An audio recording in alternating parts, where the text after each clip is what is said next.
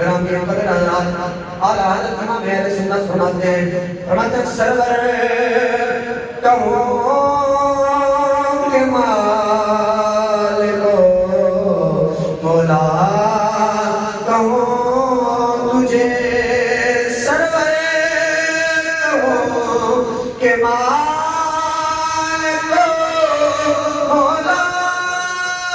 کہوں تجھے سرور کہوں کہ مالک مولا کہوں تجھے باغ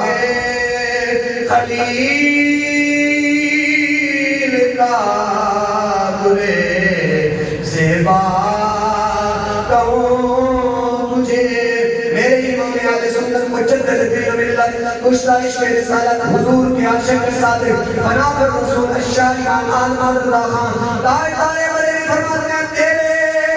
تو بس میں تنائی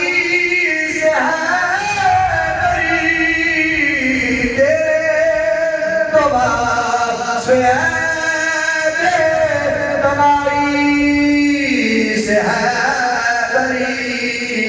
حیران ہوں میرے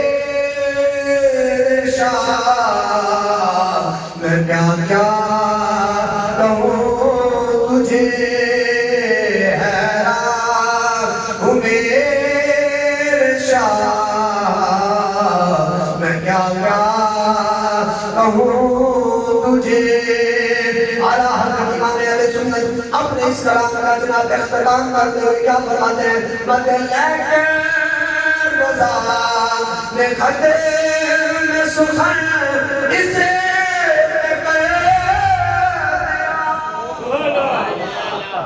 آپ نے سید شبیر صلی شاہ آپ سے بات سنا ہے جن لوگوں نے اس کو سنا ہے نا جب وہ پڑھتے تھے نا یہ کلام خدا کی قسم سامنے والے جھوم میں اس جلسے سے نہیں پڑھ سکتا لیکن کوشش کروں گا کہ آپ کو جگہ دے گی کہ آپ سمجھیں حضور کی شان کیا ہے اعلیٰ حضرت فرماتے ہیں لیکن رضا نے خطے میں سخن اسے کر دیا لیکن رضا نے خطے میں سخن اسے کر دیا لیکن رضا نے خطے میں سخن اسے کر دیا خالق کا بندہ خلق کا آقا مجھے خالق کا بندہ خلق کا آقا کہوں تجھے باغ خلیل کا گلے زیبا کہوں تجھے سرور کہوں کہ مالک مولا کہوں تجھے سرور کہوں کہ مالک مولا